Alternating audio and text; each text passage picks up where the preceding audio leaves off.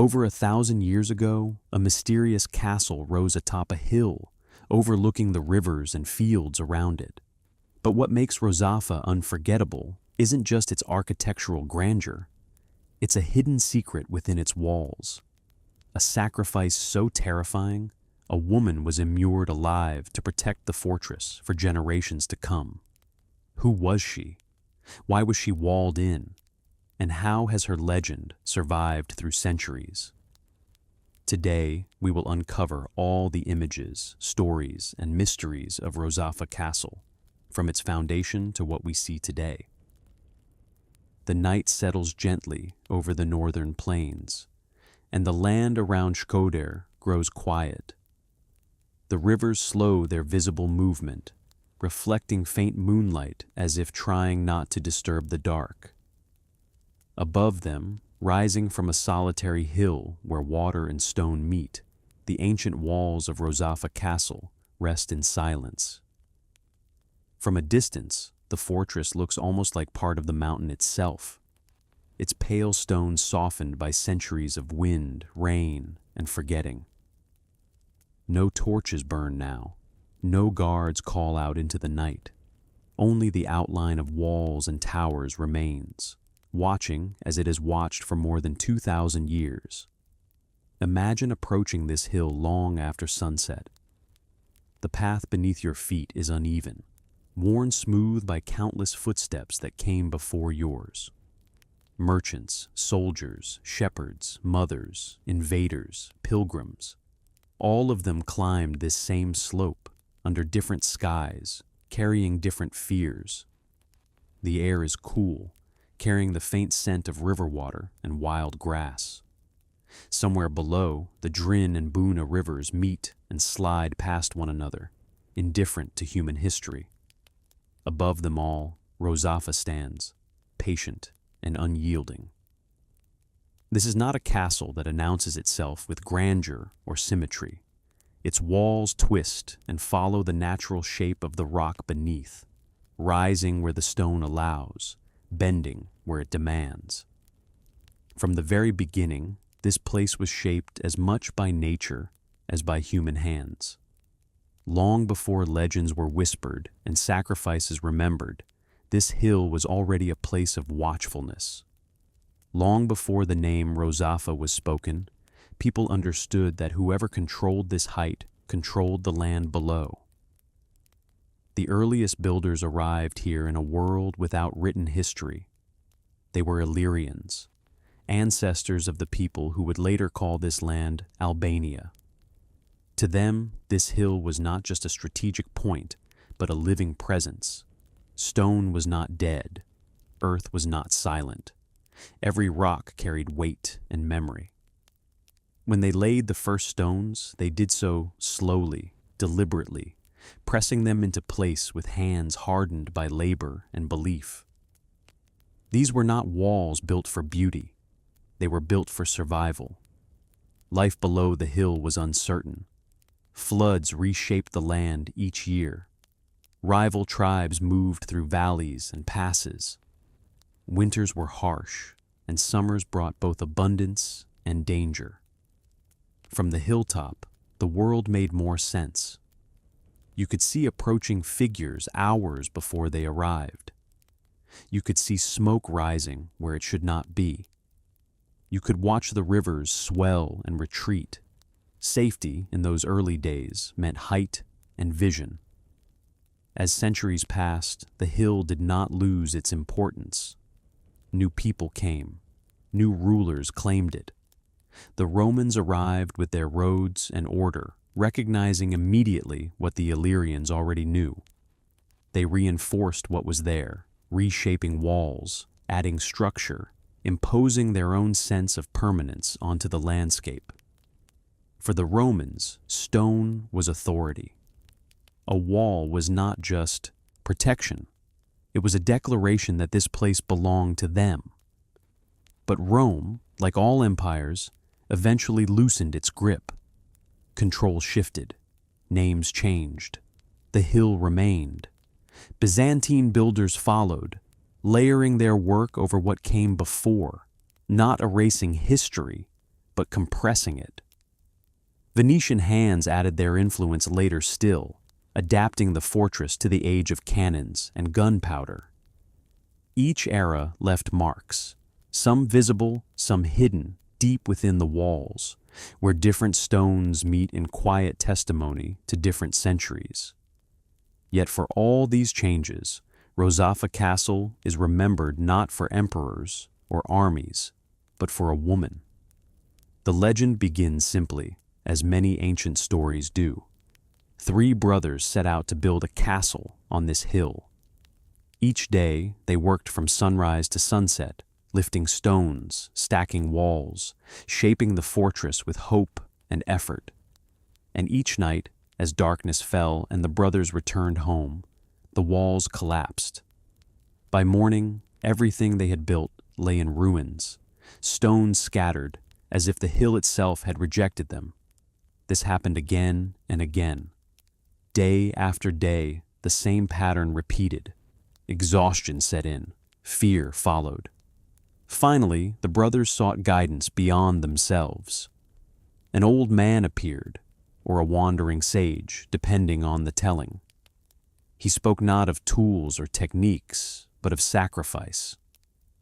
The walls would stand, he said, only if one of their wives were offered to the fortress, walled alive within its foundations. The brothers made a pact. They would not warn their wives. The one who arrived the next day with food would be the chosen one. 2 of the brothers broke their word, quietly warning their wives to stay home. The youngest brother did not. He kept the oath, even as it sealed his fate. The next morning, it was his wife who climbed the hill. Her name was Rozafa. She listened as the truth was revealed, standing among the unfinished stones, the walls rising around her like a silent verdict. She did not scream. She did not flee. Instead, she asked for mercy, not for herself, but for her child. One breast, she said, should remain outside the wall so she could feed her baby.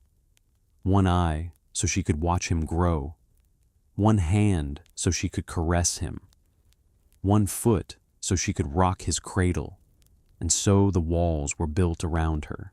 Even now, centuries later, people say the stone near the castle weeps. That white liquid seeps from the walls like milk, staining the rock. Whether it is limestone, mineral water, or imagination hardly matters. The story persists because it speaks to something older than proof. It speaks to sacrifice, to loyalty, to the weight of promises kept and broken. As you stand within the ruins today, the legend feels close. The walls are thick, uneven, warm to the touch after a day in the sun. Narrow openings frame the landscape below, offering views that stretch for miles. The rivers glint softly, just as they must have when Rozafa last looked upon them.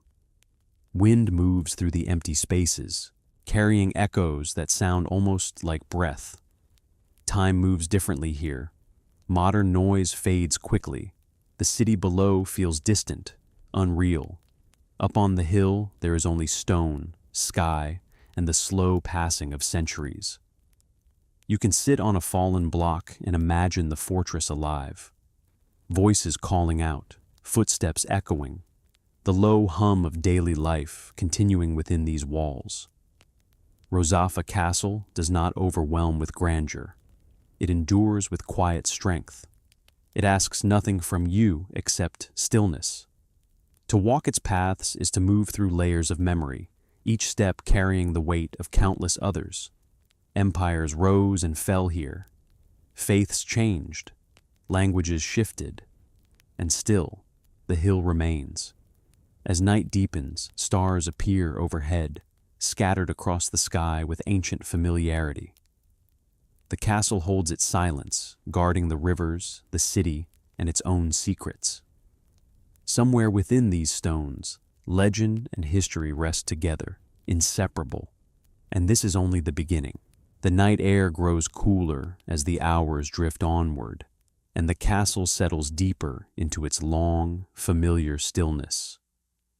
If you remain within the walls long enough, you begin to sense that Rozafa is not a single story, but many lives layered gently on top of one another, like sediment pressed into stone. Each era did not erase the last. It simply added weight.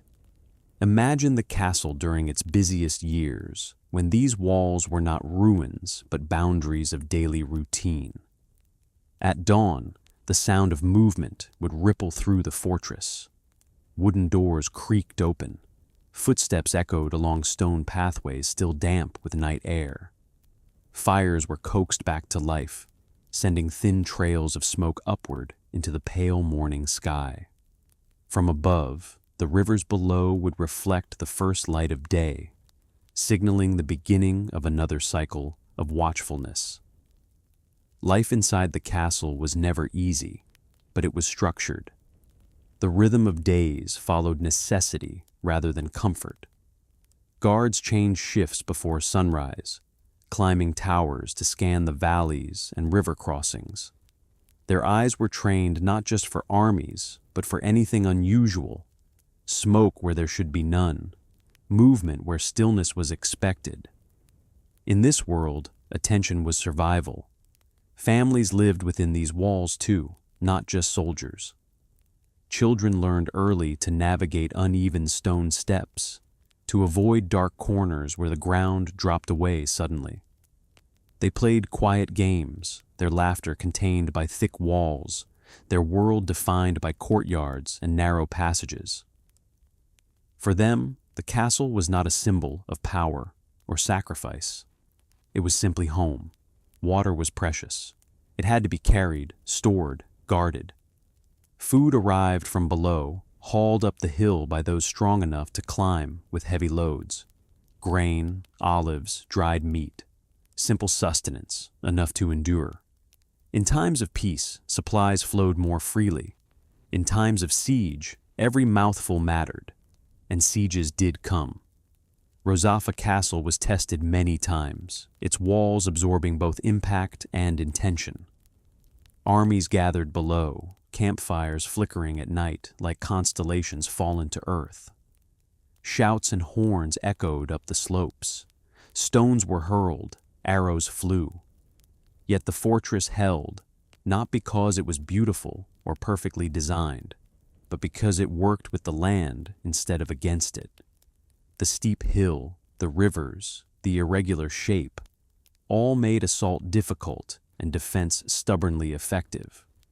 During these moments, the legend of Rozafa took on new meaning.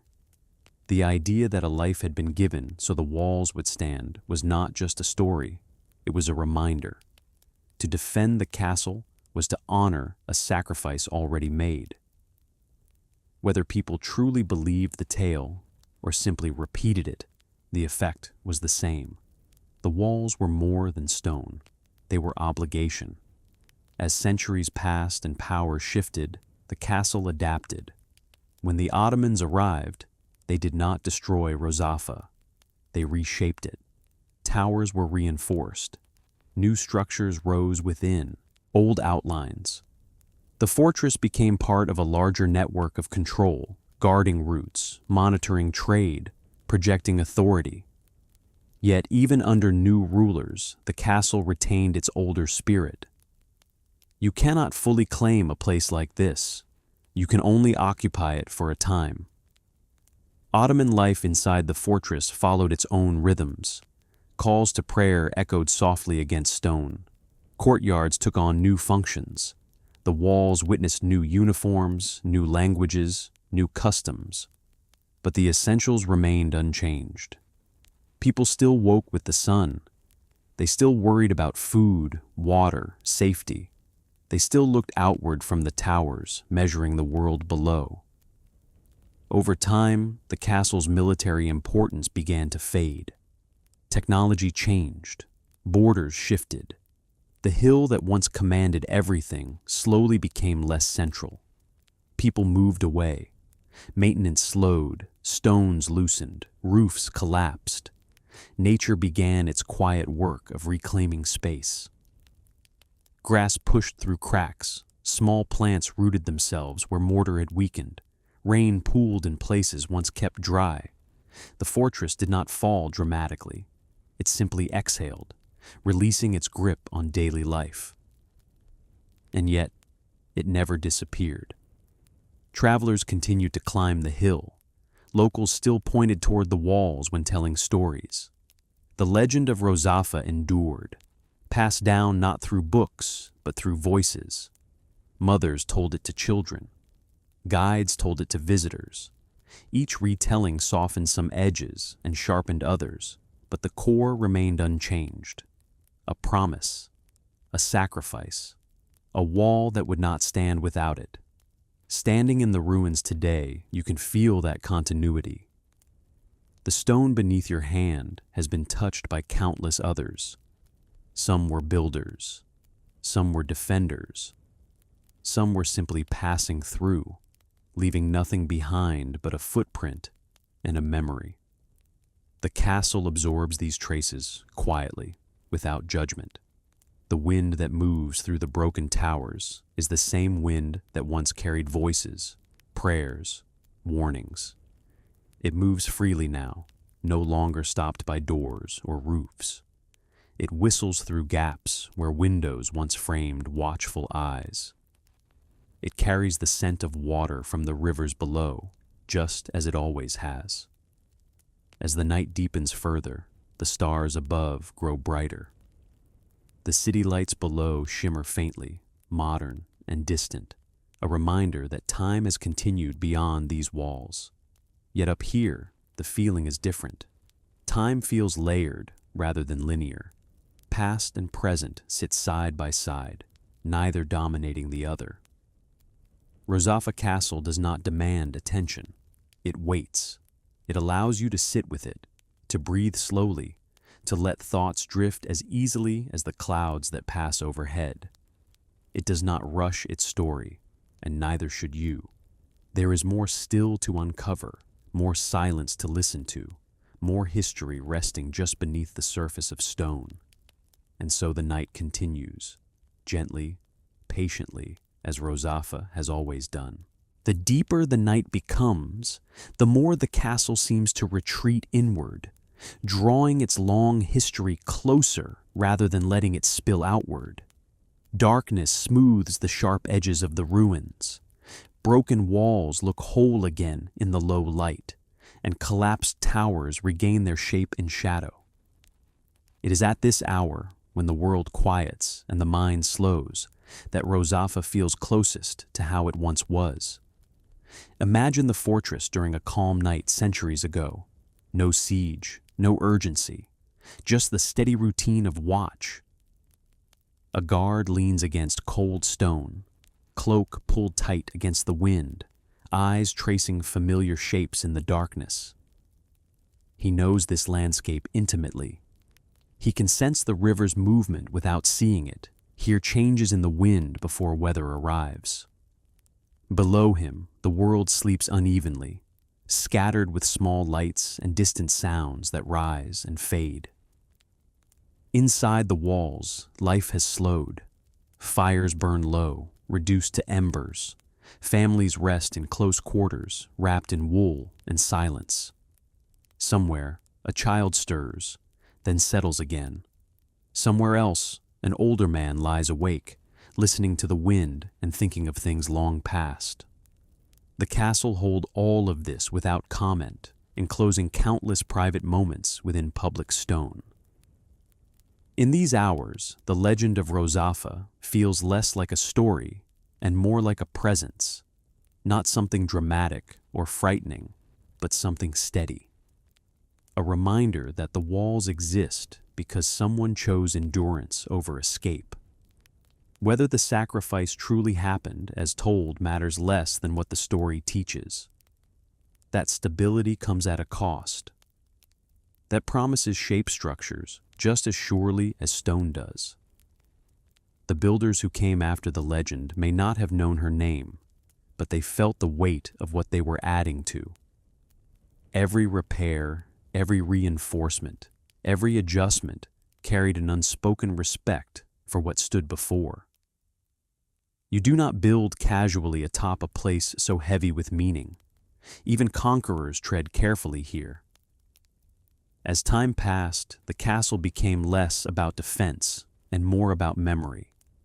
People visited not because they had to, but because they wanted to. They climbed the hill to see the view, to feel the wind, to touch the stone and sense continuity. The rivers below kept flowing, indifferent to borders and rulers, but the castle remained a marker, a fixed point against constant change. There is something deeply human about that need, to anchor ourselves to places that outlast us, to believe that if a wall stands long enough, some part of us stands with it. Rozafa offers that illusion gently, without insisting on it. It allows visitors to bring their own meaning, their own quiet reflections.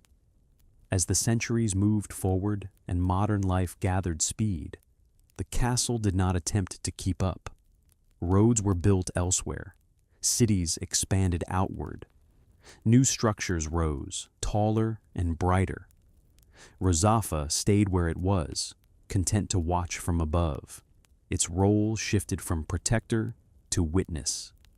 Today, when footsteps echo, along its paths, they carry cameras instead of weapons, curiosity instead of orders.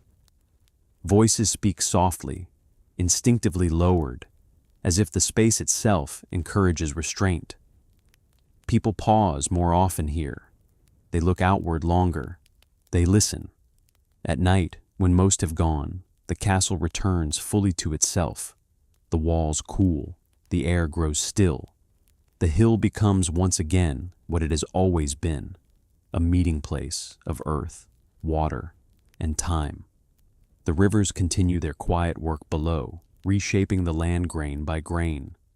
Above them, the fortress remains, unchanged in purpose, if not in form. If you stay long enough, thoughts slow to match the rhythm of the place. Worries feel smaller. Time feels less urgent. The mind drifts, following the curves of walls, the line of the horizon, the soft movement of clouds. There is no need to hurry here. Rozafa has waited longer than any human ever could. And so, the night carries on, unbroken and calm, wrapping the castle in the same darkness it has known for generations. The stones rest. The legend breathes quietly within them. The world below sleeps. There is still more of this story to unfold, more layers to move through. But for now, the castle remains as it always has, silent, enduring, and patient, holding space for anyone willing to listen. As the night moves toward its quietest hours, the castle seems to breathe more slowly.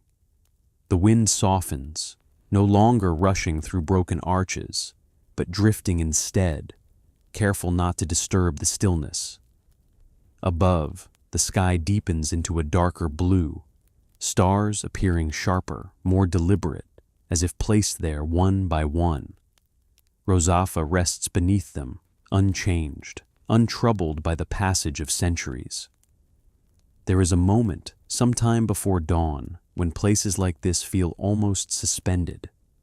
The past has not yet faded into memory for the day, and the present has not yet begun to demand attention.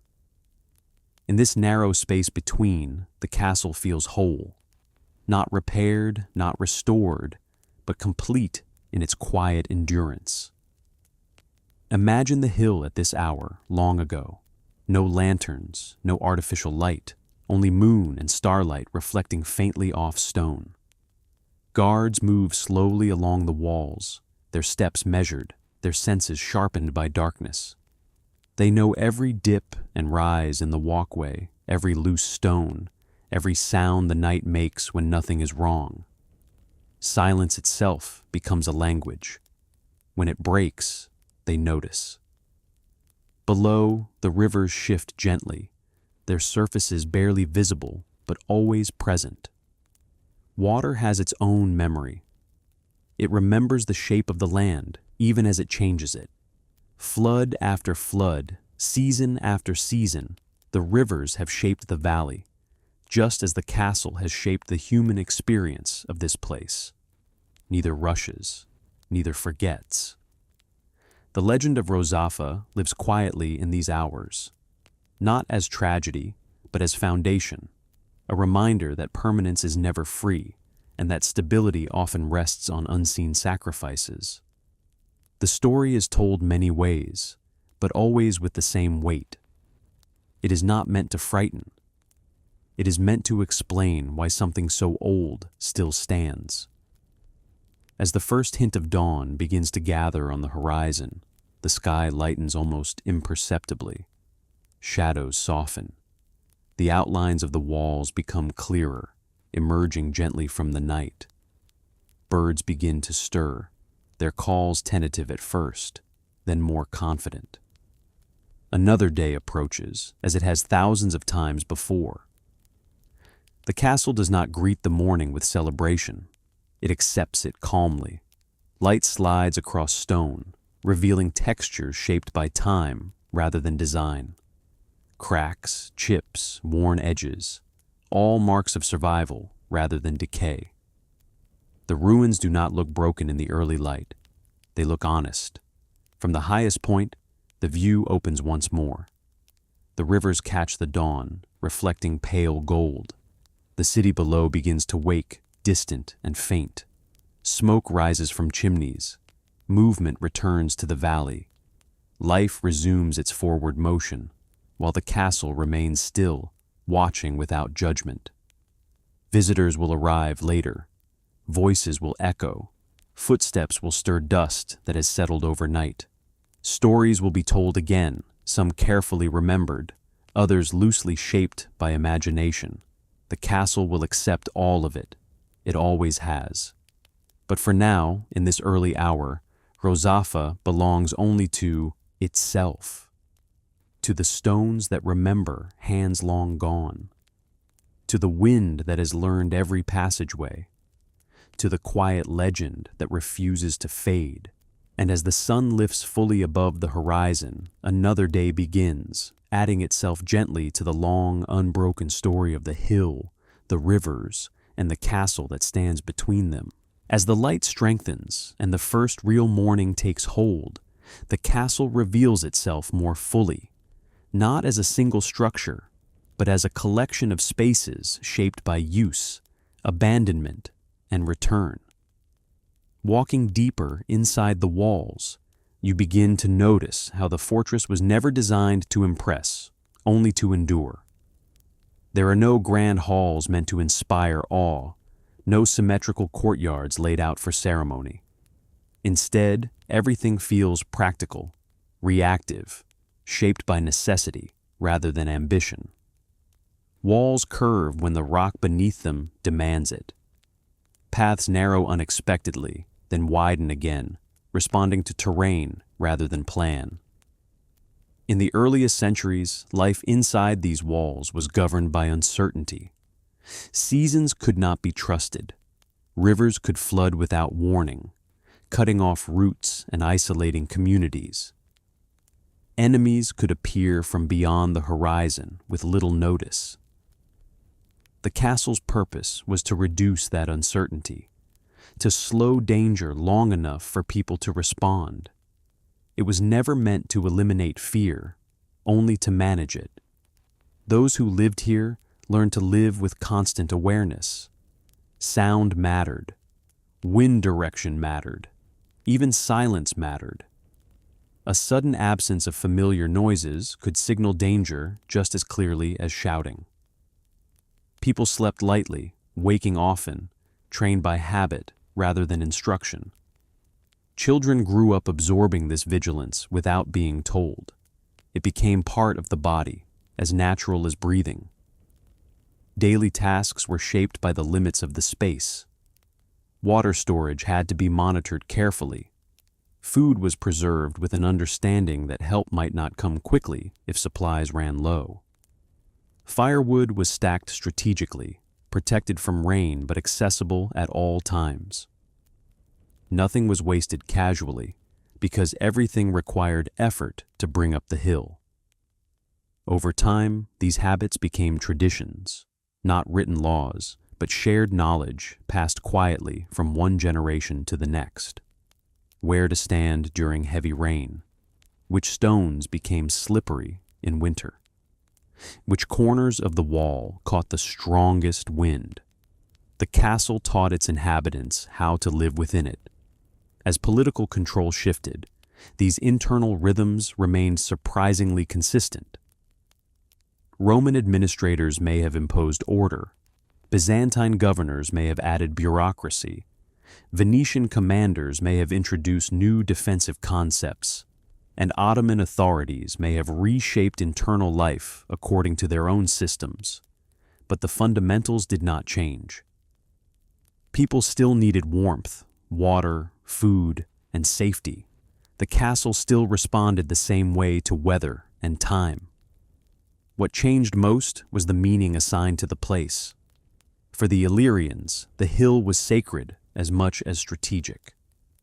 Stone and earth were not passive materials, but active participants in human fate. Building here meant negotiation with the land.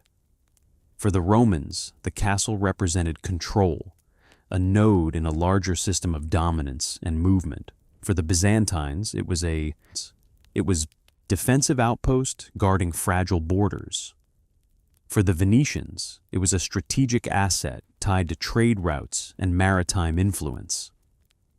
For the Ottomans, it became part of an imperial landscape, one fortress among many, yet still uniquely positioned. Through all of this, the legend of Rozafa endured quietly, adapting without changing its core. In some versions, the sacrifice was described with solemn reverence. In others, it was softened, almost symbolic. But the essential idea remained, that stability demands something in return, that structures do not stand on effort alone, that promises matter. Even rulers who did not believe the legend respected it. They allowed it to persist because it served a purpose. It tied the population emotionally to the walls. It explained endurance in human terms. It turned stone into story. As centuries moved forward and military technology evolved, the castle's strategic value diminished. Cannons could reach heights once considered unreachable. Armies moved faster, supplied differently. Control no longer depended on a single hilltop fortress.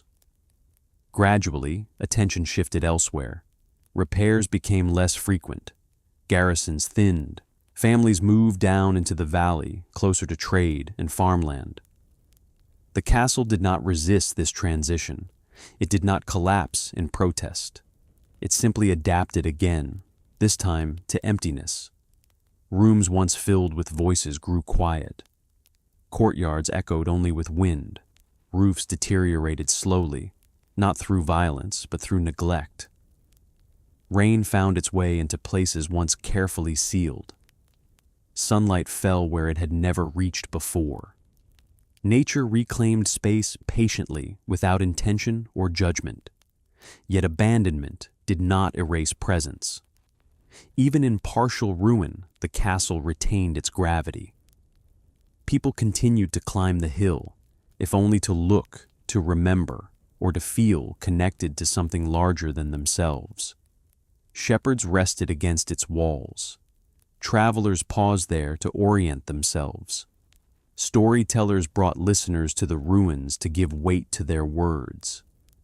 In time, the castle's role shifted again, becoming a place of reflection rather than defense. The view from the hill, once a tactical advantage, became a contemplative one. Standing there, it was impossible not to feel the convergence of time. Past lives pressed gently against the present, not demanding attention, simply existing. Modern visitors often arrive with expectations shaped by photographs or stories. They expect grandeur or drama. What they encounter instead is something quieter and more complex. Rozafa does not overwhelm. It invites patience. It reveals itself slowly, rewarding those who linger rather than those who rush. As hours pass within the ruins, the sense of linear time begins to dissolve. The mind drifts, thoughts stretch out, unhurried. The body adjusts to the uneven ground, to the rhythm of walking without destination. The outside world fades, replaced by the subtle textures of stone, wind, and light. When evening returns, the cycle begins again. Shadows lengthen, the temperature drops. The castle prepares, as it always has, to enter night. There are no gates to close now, no watches to post, but the ritual remains.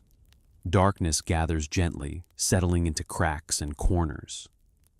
From below, the city's lights flicker on, forming a scattered constellation that mirrors the sky above. The rivers reflect both, blurring the boundary between earth and heaven. From the hilltop, the view is expansive but distant, as if modern life belongs to another layer entirely. The legend of Rozafa feels closest at night, not because it is frightening, but because it is intimate. Night is when stories were told, when meanings were passed quietly from voice to voice. Night is when sacrifice feels heavier, when endurance feels earned rather than assumed. The castle does not speak, but it listens. It has listened to prayers in many languages, to commands shouted in urgency, to laughter, to grief, to silence. It has listened to generations come and go, each convinced for a time that they were permanent. And still, it remains. Not as a challenge to time, but as an agreement with it. The night deepens. The wind softens.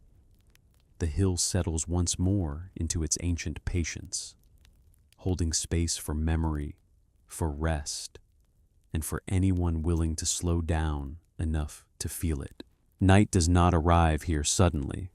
It gathers in layers, settling first in the low spaces where walls meet earth, then climbing gradually upward until even the highest stones surrender their warmth. The castle has known this process for centuries, and it receives darkness without resistance.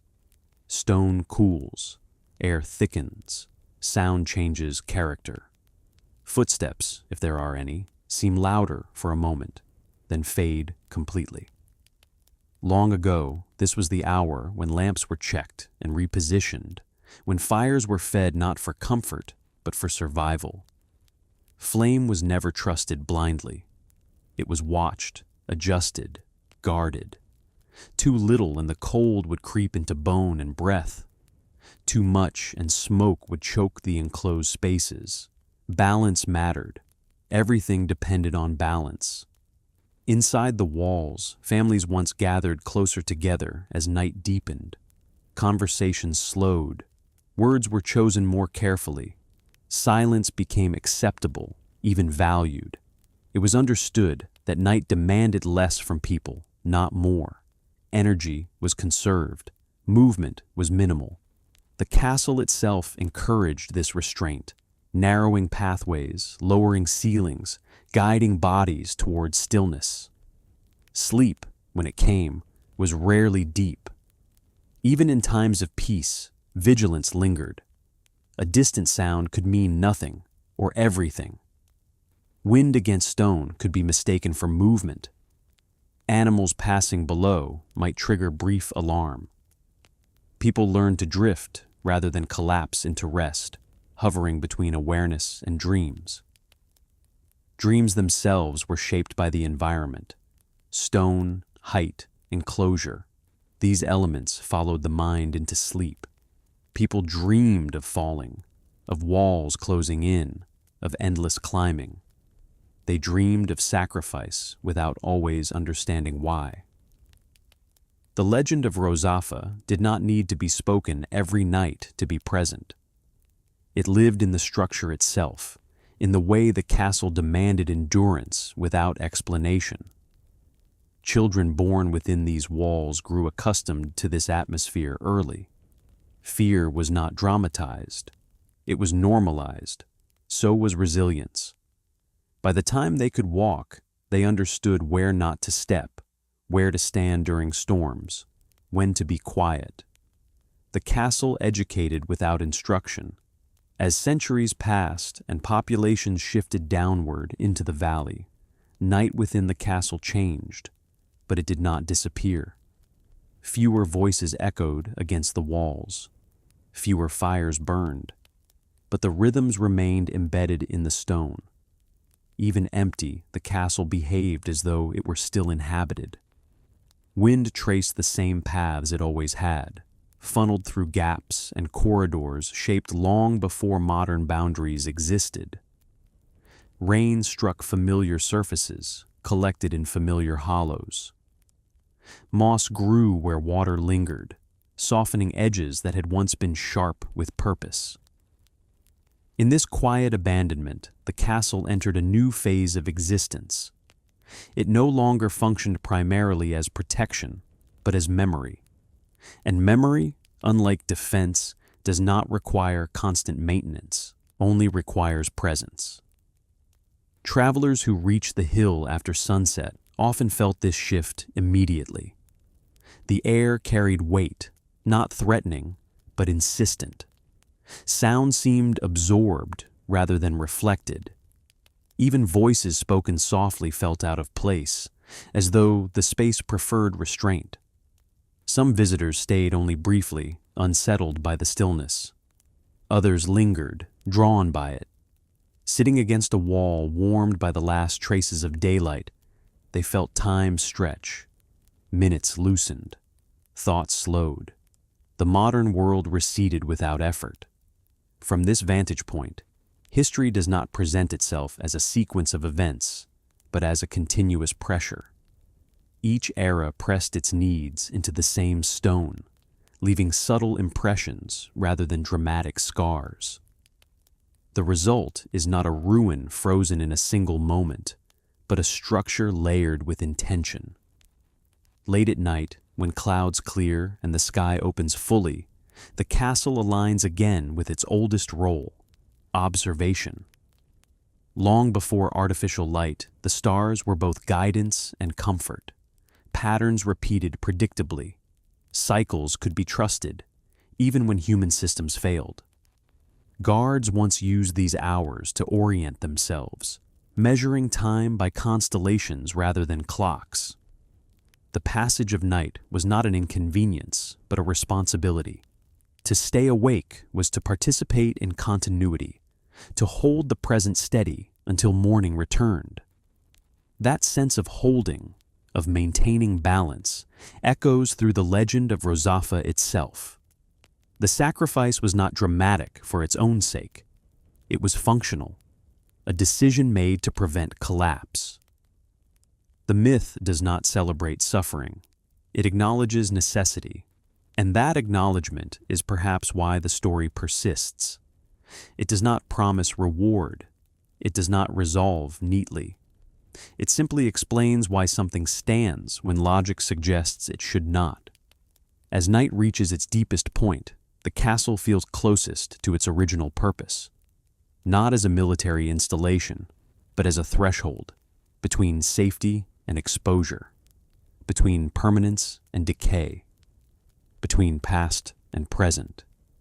The temperature drops further. Dew settles on stone surfaces, darkening them. The air smells faintly of earth and vegetation carried up from below. Somewhere in the distance, water moves steadily, unconcerned with walls or legends. Eventually, even this deep night begins to loosen its hold. The shift is subtle at first, a slight change in the quality of darkness, a hint of movement in the air. The castle does not react outwardly, but it registers the change all the same. It has done so countless times before, and it will do so again. As the first hints of pre-dawn light touch the horizon, the castle does not awaken abruptly. There is no clamor, no sudden movement.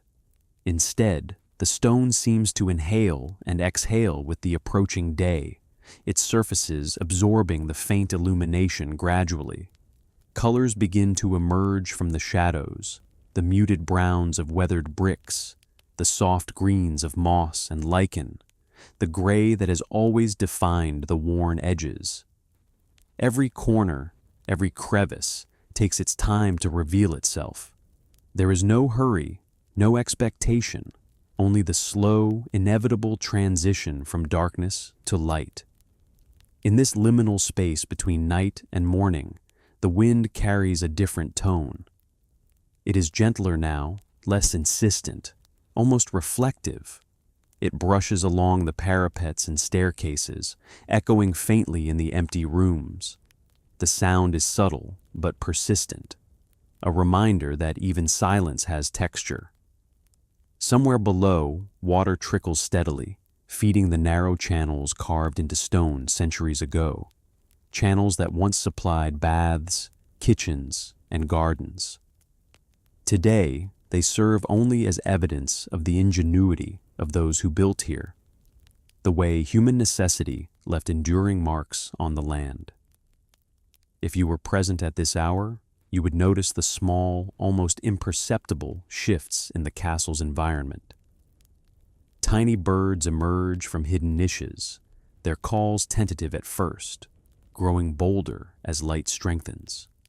Insects begin to stir. Small mammals, long absent during the night, venture cautiously along the walls.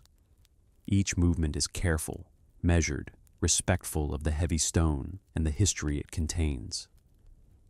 There is a sense of continuity, of life threaded carefully through centuries, each being aware of the last, of the structures that sustained them, and of the stones that bear witness. The legend of Rozafa, which dominates the collective memory of this hill, seems to soften in the morning light. It is not forgotten, nor is it diminished. Instead, it becomes something more subtle, something felt rather than told. You sense it in the careful placement of each stone, in the slight slope of walls, in the stubborn way the fortress refuses to collapse, despite the erosion of time and the neglect of centuries. The story is embedded in the architecture, a quiet testimony to the sacrifices, decisions, and endurance of countless generations. Standing there, you feel the weight of those choices pressing gently against your consciousness. Inside, the castle's interior spaces take on new life under the tentative sunlight. Rooms once used for defense, for storage, for domestic labor, now stand in serene quiet. The uneven floors and low ceilings remind visitors that these were working spaces, not ornamental. The walls, thick and insulated, capture the cool of the night and release it slowly into the warming air, creating a transitional climate that seems to mediate between past and present. Doors that were closed for decades creak open slightly, responding to thermal shifts and wind, pressure, adding subtle sounds that mingle with the distant calls of nature. As you wander, the traces of human activity become more apparent. Faded murals and inscriptions, almost worn to illegibility, hint at rituals, markings, and even casual scribbles of those who passed through. These faint echoes are like whispers across time, fragments of conversation and thought that have survived long after their speakers. They do not demand attention, but if you are still enough, you can feel their presence. They are proof that history is not only recorded in grand events, but in small, persistent acts of everyday life.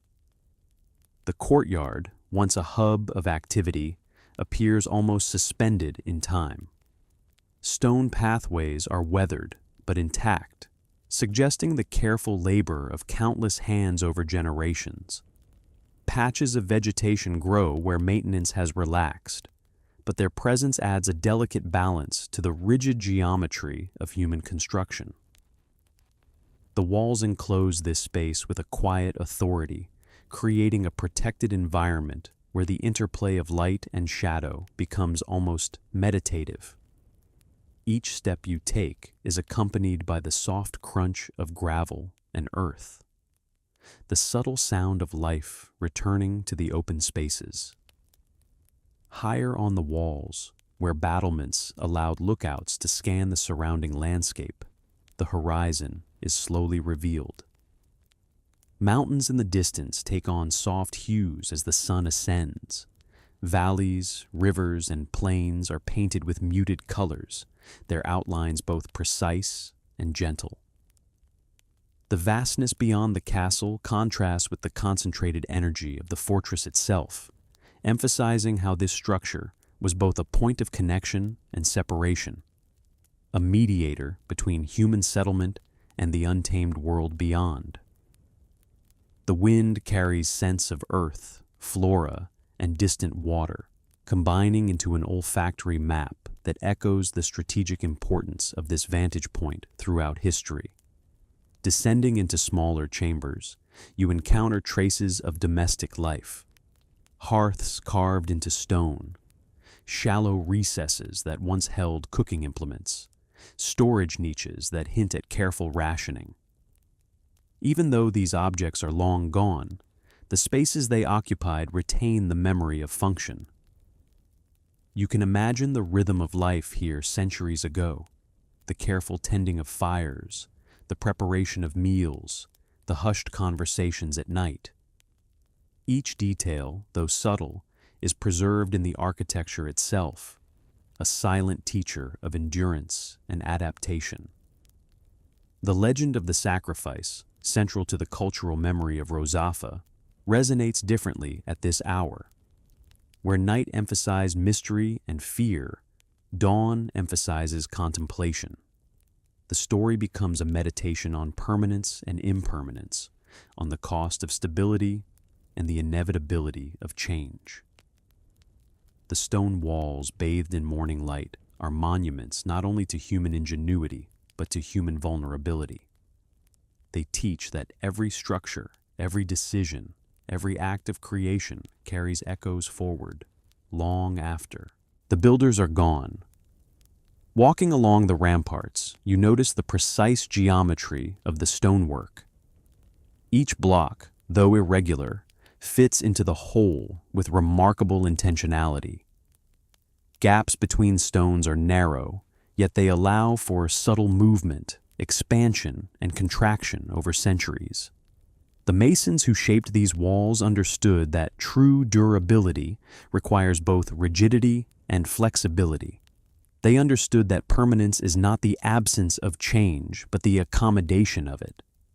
The sounds of morning, birdsong, distant flowing water, the faint rustle of leaves, interweave with the architectural whispers of the castle. Together, they create an atmosphere of layered time.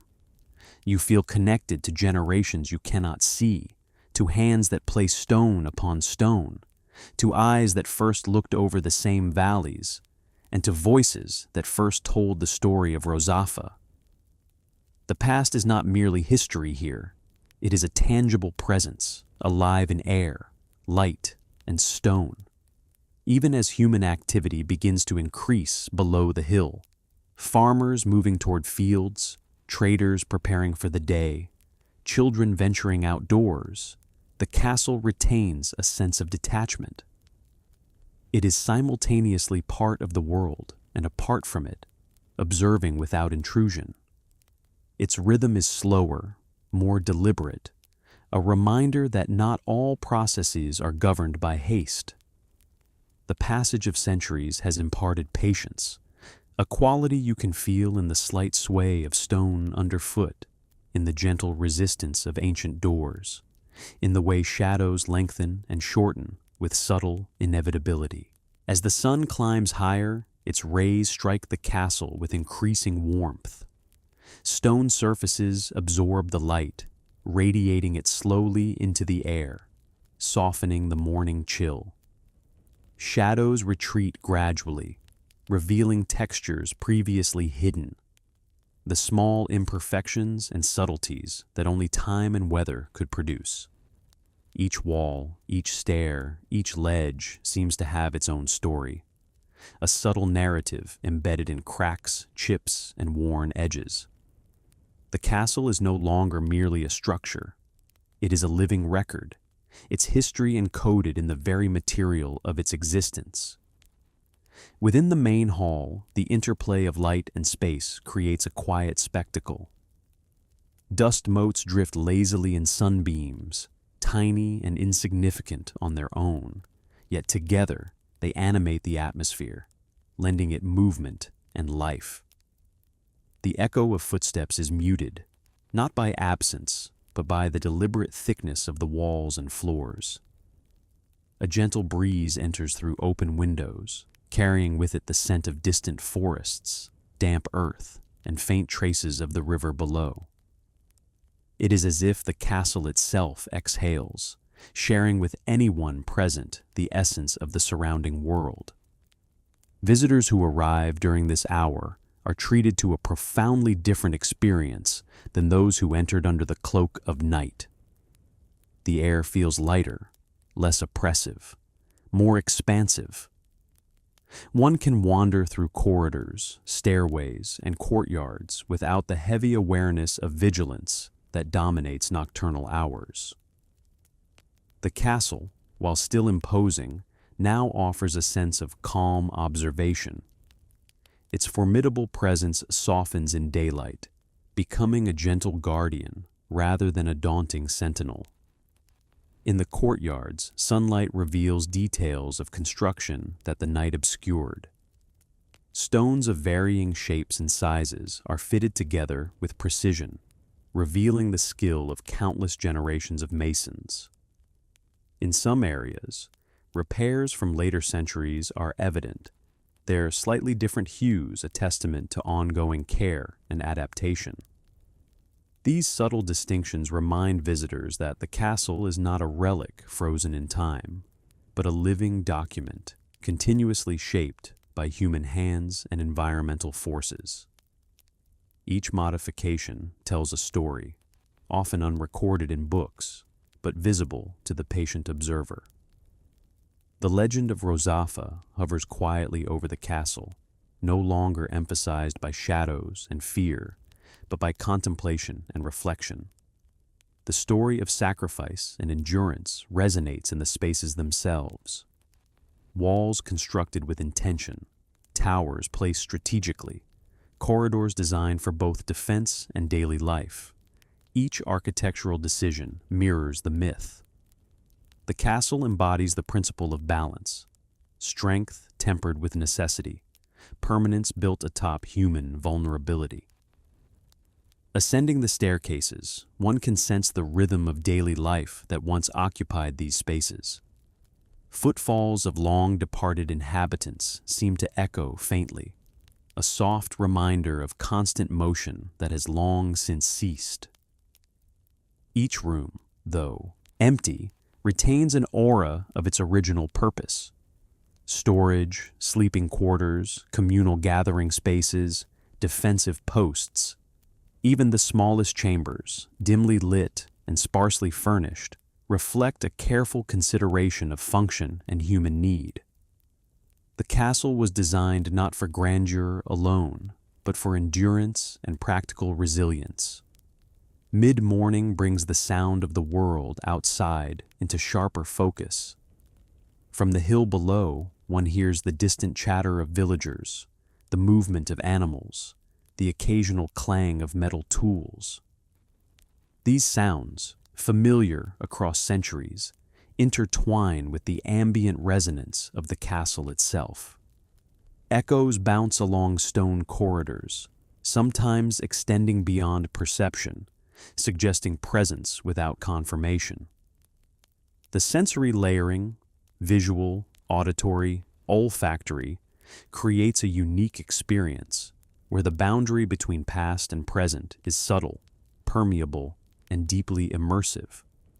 Along the outer walls, the first visitors of the day encounter panoramic views of the surrounding landscape.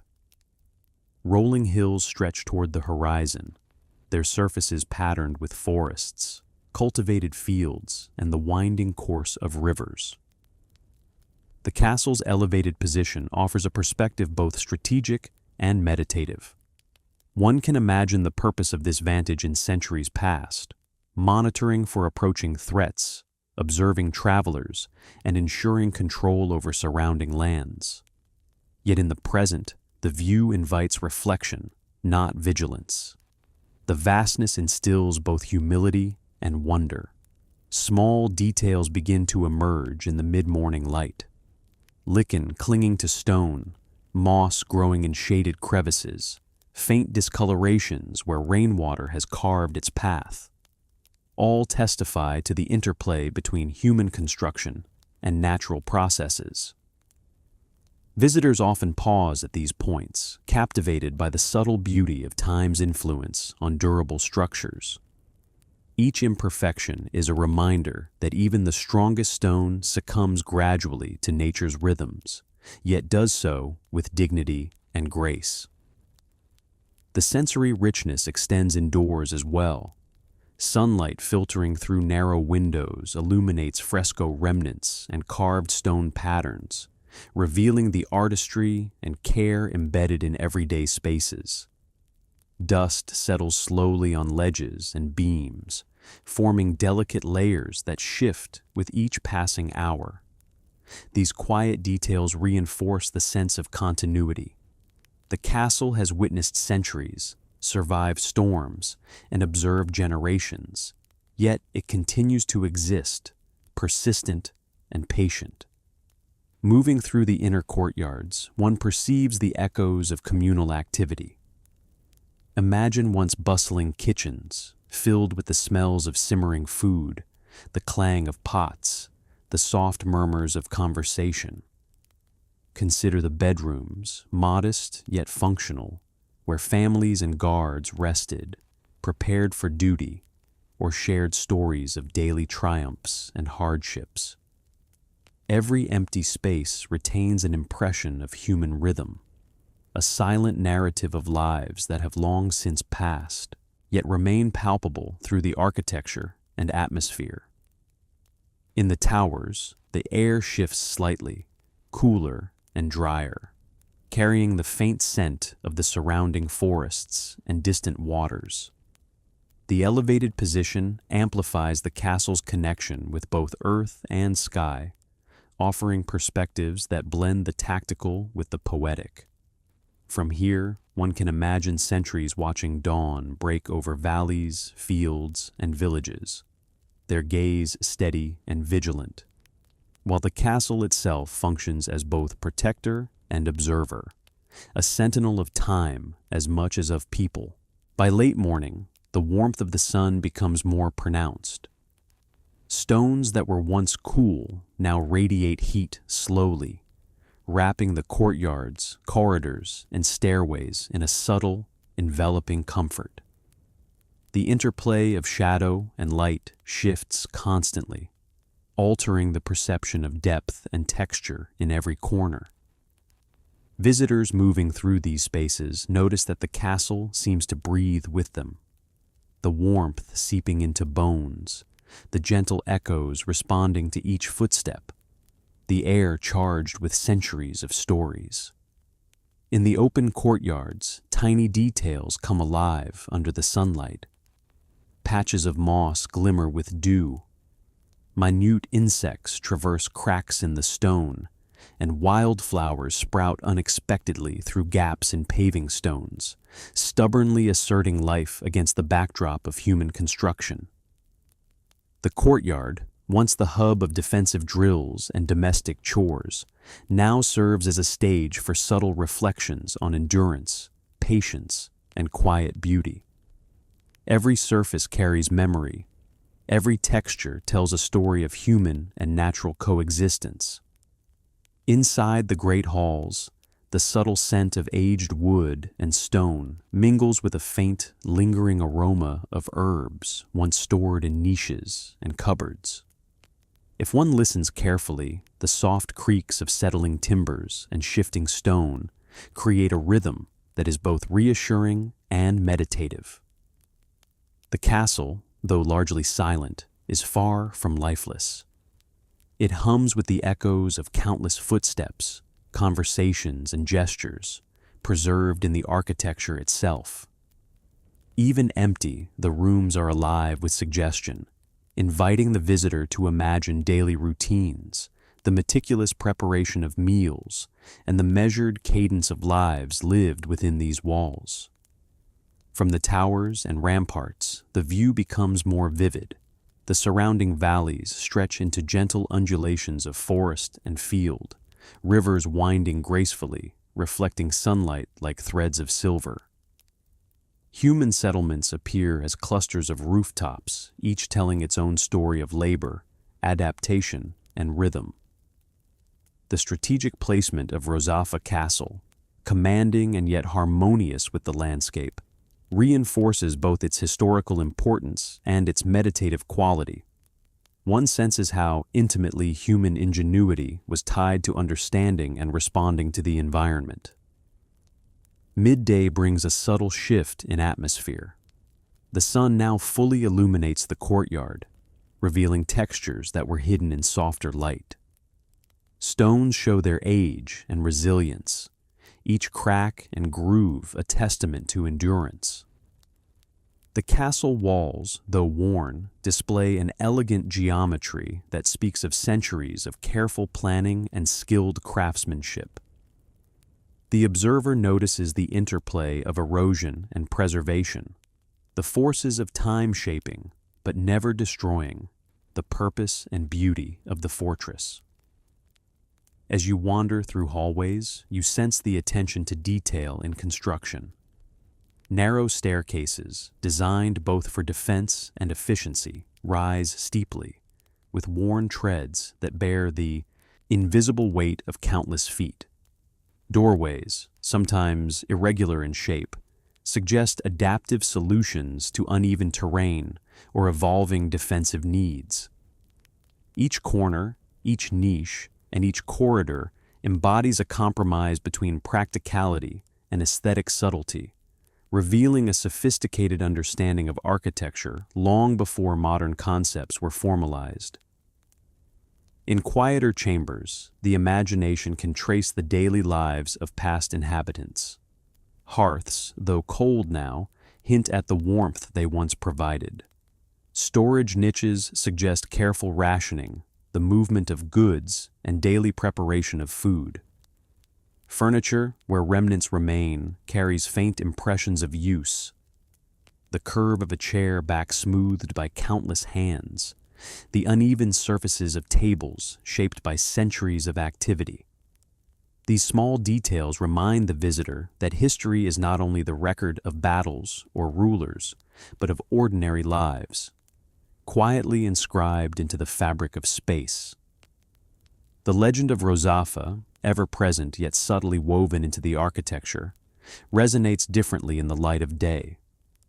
Sacrifice, endurance, and vigilance are encoded not only in oral tradition, but in spatial design.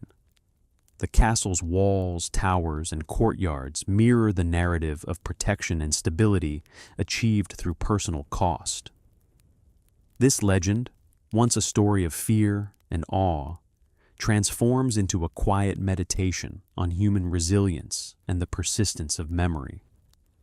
It becomes less about fright and more about understanding, less about heroics and more about the continuity of human effort.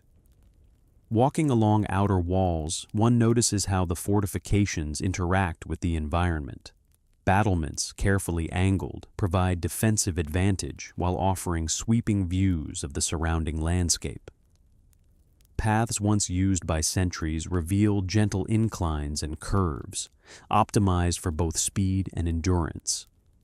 The castle's location, commanding yet integrated into the natural contours of the hill, speaks to the ingenuity of its creators, structures that are simultaneously formidable, harmonious, and contemplative in design.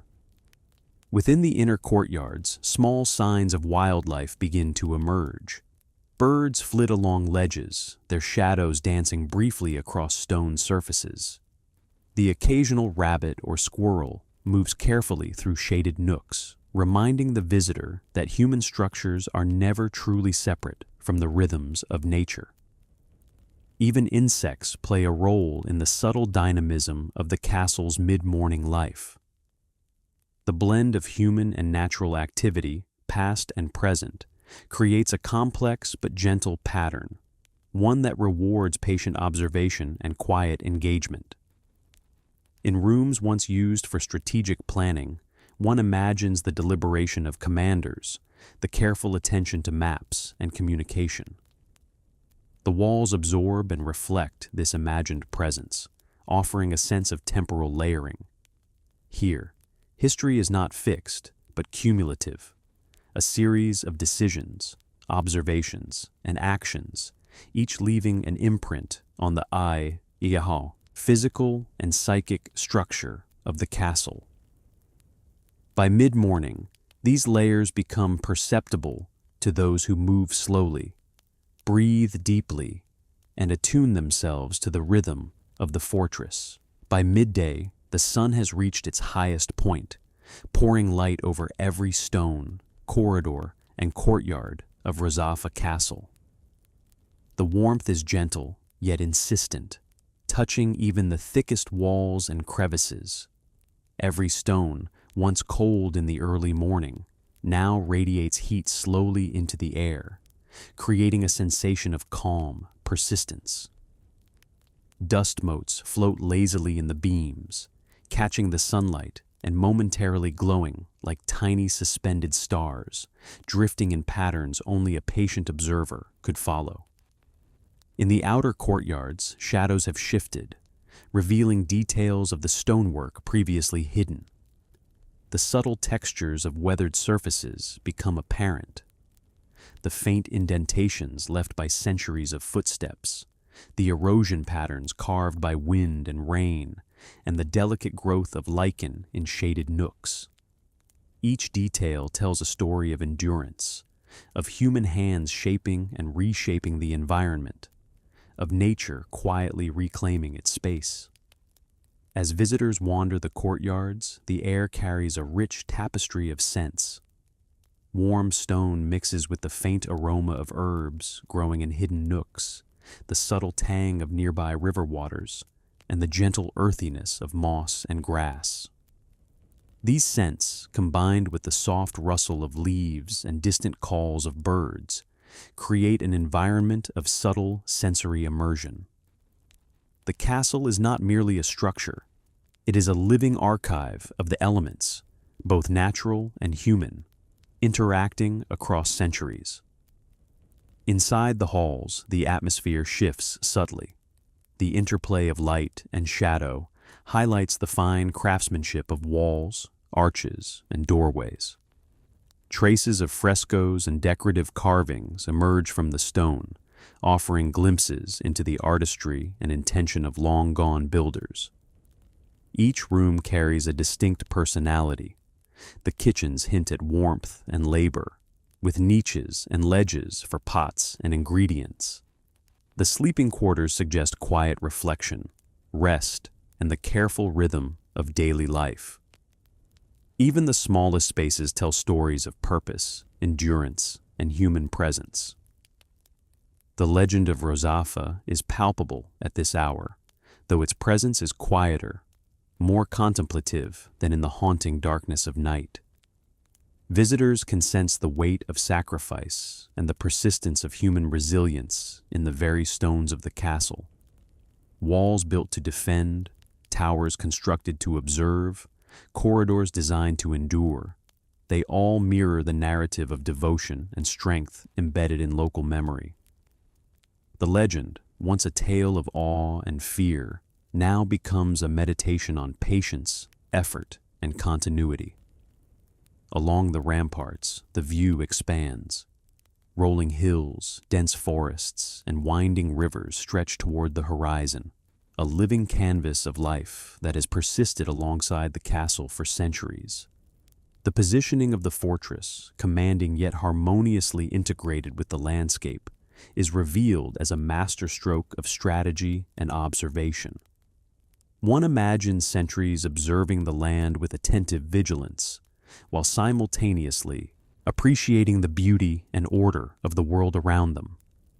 In daylight, defense and reflection coexist effortlessly. The castle's construction details become more apparent under the high sun. Stone blocks of various shapes and sizes fit together with a precision that is both practical and aesthetically satisfying. Later repairs are visible through subtle color differences, serving as a testament to centuries of care and human adaptation. Each imperfection, each deliberate adjustment, tells a story of labor, ingenuity, and the passage of time.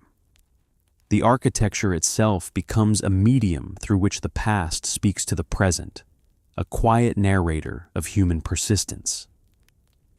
Inside quiet chambers, imagination can reconstruct daily life. Cooking fires, careful preparation of meals, the measured routines of guards, the quiet murmur of conversation. Hearths, though cold, radiate the echoes of warmth and labor.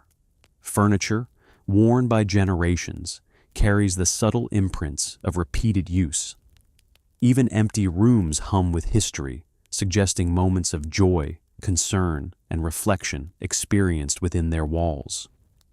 The castle, in its silent dignity, becomes both a repository of memory and a gentle teacher of time's passage.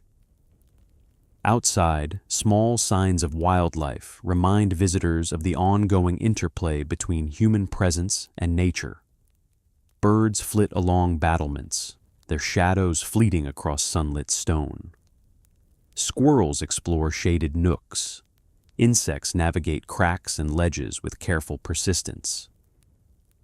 This quiet layering of activity, natural and human, present and past, creates a meditative rhythm. Observers attune themselves to subtle movement and sound, discovering a slow, patient narrative unfolding with every breath, every glance, every step. The midday atmosphere fosters reflection. The castle, though imposing, feels patient and accommodating under the sun's warmth. It invites visitors to slow their pace, to notice subtle patterns, to engage deeply with space and story. The legend of Rozafa, sacrifice, vigilance, endurance, echoes quietly through hallways and courtyards, not as a dramatic tale, but as a contemplative rhythm, a steady pulse underlying every stone, every path, every ledge. In this light, the castle becomes less a fortress and more a companion to the mind, guiding attention gently from detail to detail, from history to present reflection.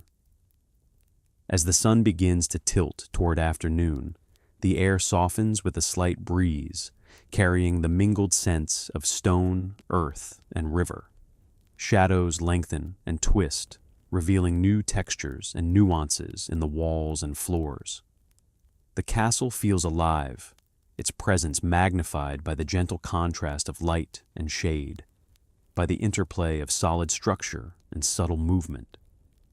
Each corridor, each staircase, each courtyard offers an invitation to pause, to breathe, to attune to the rhythms of centuries past and present. As afternoon unfolds, the sun begins its slow descent, casting a warm golden light over the castle. The shadows lengthen, softening the angles of walls and towers, painting the stone in hues of amber and ochre. The air carries a gentle warmth, tempered by a faint breeze drifting from the nearby rivers and valleys. This time of day invites quiet observation, a slowing of pace, a deeper attunement to the textures and rhythms of Rozafa Castle. The stones themselves seem to absorb and reflect the sunlight, radiating a steady, calming heat that touches the skin and soothes the spirit. The courtyards, now bathed in golden glow, reveal subtle details previously hidden in midday brightness. Each crack in the paving stones, each patch of moss clinging to the edges of walls, tells a story of time, endurance, and adaptation. Small wildflowers, resilient and determined, bloom through gaps in the stone, offering delicate bursts of color against the muted palette of weathered rock. Their persistence mirrors the human stories embedded in the castle's fabric. Labor, sacrifice, and the quiet determination to endure. Inside, corridors and chambers grow cooler as sunlight slants across the floors. Dust motes float lazily in the waning light, creating ephemeral patterns that shift with the movement of air. The walls, thick and protective, absorb the lingering warmth from the afternoon sun and release it slowly, maintaining a gentle comfort even as the day progresses. It is in this quiet interplay of light, temperature, and sound that the castle reveals its subtle character, both fortress and sanctuary, both monument and living space. From the ramparts, the surrounding landscape becomes a canvas of shifting colors. Forested hills darken slightly as the sun lowers. Rivers gleam with reflected gold and amber, and distant villages are touched by a soft, fading light. The strategic placement of Rozafa Castle, commanding yet harmoniously integrated into the environment, is apparent in every direction. One imagines sentries standing watch in the late afternoon, alert yet unhurried, their attention divided between vigilance and the quiet beauty of the land. Within the halls, echoes of past activity seem to stir in harmony with the shifting light. The creak of floorboards, the whisper of wind through narrow stairways, and the soft clatter of loose stones combine to create a meditative soundscape. Every room carries traces of centuries of use, the faint impressions of furniture in the stone, niches once filled with food or supplies, the lingering scent of herbs stored in corners. Even in stillness, the castle hums with the accumulated rhythm of human life, a gentle pulse that guides attention toward observation and reflection. The legend of Rozafa, woven into the very stones, is felt differently in afternoon light. Sacrifice and endurance, themes so powerful in darkness, take on a quieter, contemplative tone. The story of the woman whose devotion preserved the fortress becomes a meditation on resilience, the interdependence of human action and the structures we inhabit, and the delicate balance between protection and vulnerability. The castle itself embodies these qualities, steadfast, enduring, and quietly majestic. Along the outer walls, wildlife becomes more perceptible in the late light. Birds return to ledges, their song soft and melodic, while small mammals explore shaded nooks, their presence a subtle reminder of the ongoing interplay between human and natural rhythms. Insects trace lazy patterns in the golden shafts of sunlight, completing the portrait of a living, breathing environment. Observers attuned to these details begin to perceive Rozafa Castle not just as stone and mortar, but as a dynamic ecosystem, rich in sensory depth and historical resonance. The architecture continues to tell its story. Battlements, stairways, and corridors reveal centuries of care and adaptation. Repairs are visible in subtle variations of stone and mortar, each adjustment a narrative of human ingenuity and resilience. The castle's design, practical, defensive, and harmonious with the landscape, reflects a profound understanding of both human needs and environmental constraints. Here, utility and beauty coexist seamlessly, and every detail reinforces a sense of continuity across time. Inside quieter chambers, one can imagine daily routines unfolding in harmony with the afternoon. Meals prepared, supplies managed, tasks executed with precision, and quiet moments of reflection punctuating the rhythm of labor. Hearths, though unlit, seem to retain the memory of warmth and communal presence. Furniture bears the imprint of countless hands, the subtle evidence of repeated use. In these spaces, history is tangible. It exists not only in stories or legends, but in the very texture of walls, floors, and objects. As the afternoon gradually transitions into early evening, the sun dips behind distant hills, casting Rozafa Castle in a muted, tranquil light. Shadows deepen, creating pockets of coolness that contrast with the lingering warmth of the day. The castle, a sentinel of centuries, seems to exhale softly, settling into the rhythm of evening. Visitors sense the passage of time not through clocks or schedules, but through the subtle interplay of light, temperature, sound, and scent. The fortress becomes a place of meditation, reflection, and gentle awe, preparing both mind and body for the transition into night. As evening descends, the castle is wrapped in a soft, deepening glow. The sun has retreated, leaving behind streaks of pink and lavender across the sky, which gradually deepen into indigo. The stones of Rozafa Castle, having absorbed the day's light, now seem to exude a gentle, steady coolness, as if the walls themselves are breathing. Shadows lengthen and merge, creating pockets of quietude and mystery. Every corner, every corridor, every crevice becomes a space for contemplation, inviting a slower rhythm and careful attention to the subtle details of structure and story. The air carries a changing scent, cooler now, mingled with the earthy aroma of nearby rivers, moss, and forested hillsides. A faint chill drifts through the courtyards and open corridors, brushing against the skin and heightening awareness of warmth from the stone walls still holding on to the afternoon sun. Gentle winds stir leaves and dust, creating soft, rhythmic sounds that mingle with distant bird calls and the occasional rustle of small animals moving in hidden nooks. Each sound blends into a meditative pattern, almost hypnotic in its consistency and subtlety. As darkness deepens, the castle takes on a new dimension.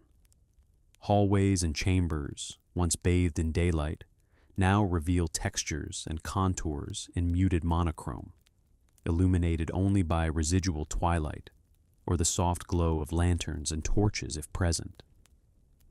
The rough surfaces of stone, the intricacy of carvings, and the irregularities in walls are heightened in shadow, inviting the observer to slow down, to notice the interplay of light and dark, and to consider how centuries of human hands have shaped every surface.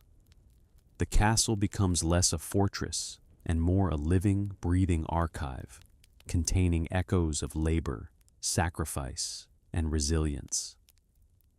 Legends, long entwined with the castle's identity, feel closer in this evening quiet. The story of the woman who was immured within the walls is no longer just a tale of awe and horror, but a meditation on devotion, protection, and human endurance. In the hush of twilight, one can imagine the whispers of her courage permeating the stones, a gentle hum that threads through hallways, staircases, and courtyards. Her sacrifice, symbolic yet tangible, becomes a reminder of the human capacity to endure, to give, and to create lasting legacies. From the ramparts, the surrounding landscape takes on an ethereal quality. Rolling hills fade into shadowed contours, rivers shimmer with the last light of day, and distant villages are bathed in a soft, diffused glow. Stars begin to appear in the deepening sky, each one tiny, steady, and patient, reflecting the timelessness of the castle itself.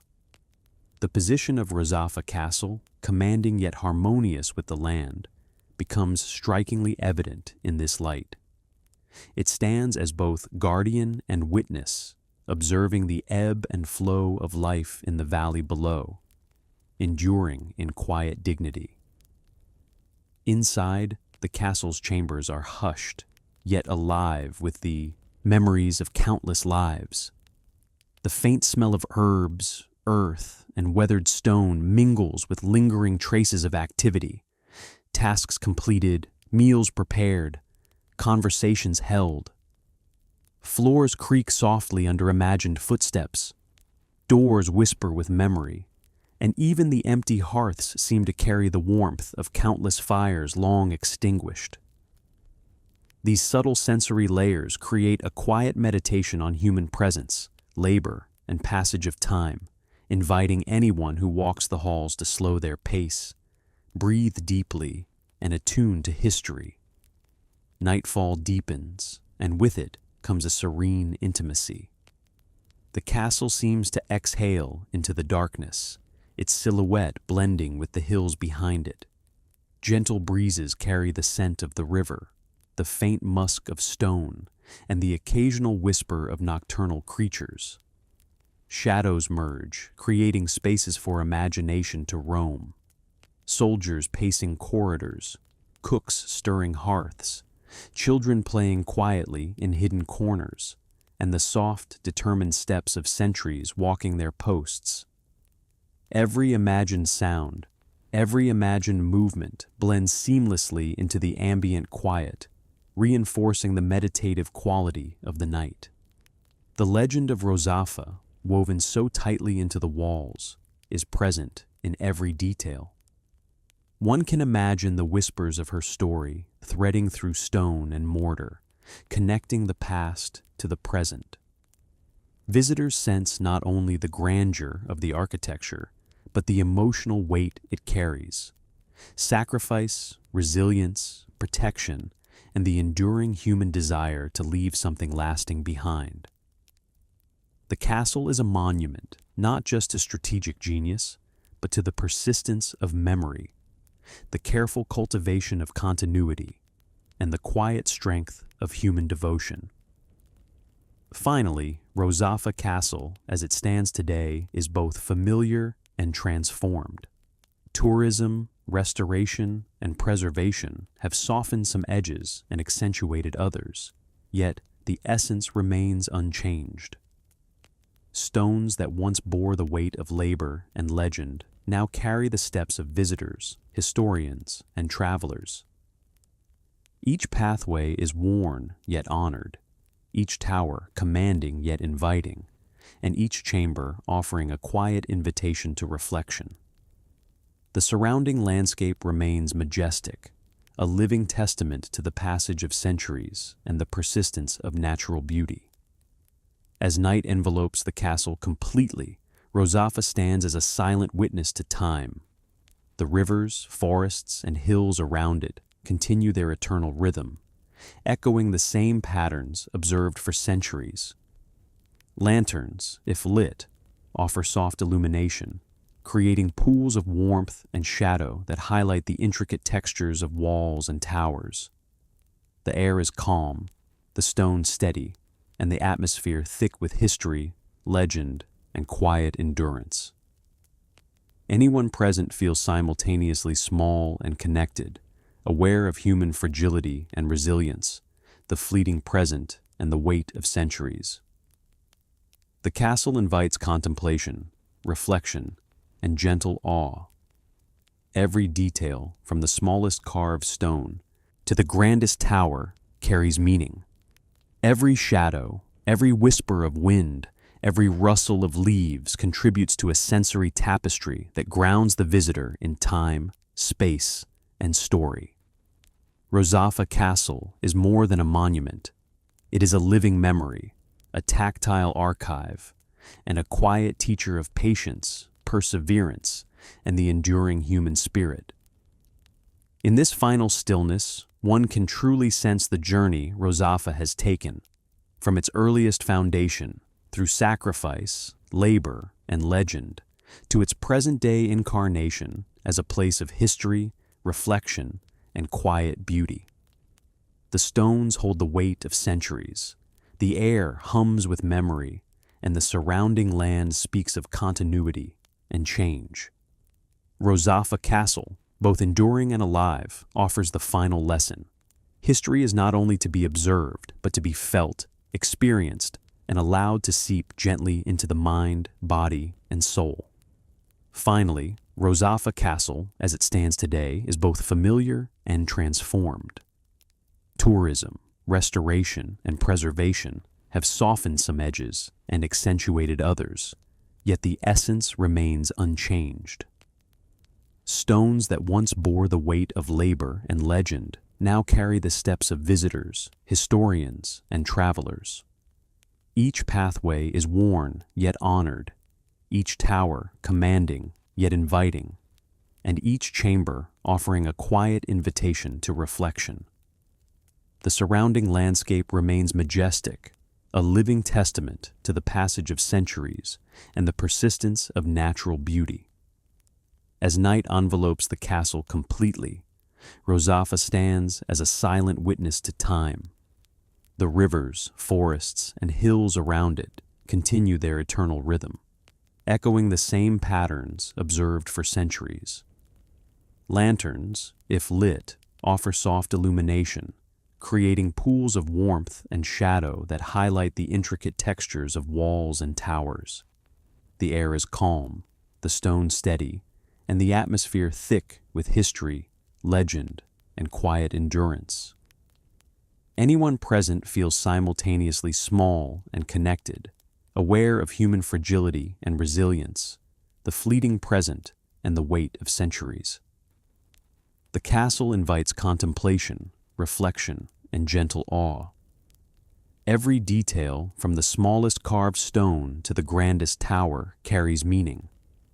Every shadow, every whisper of wind, every rustle of leaves contributes to a sensory tapestry that grounds the visitor in time, space, and story.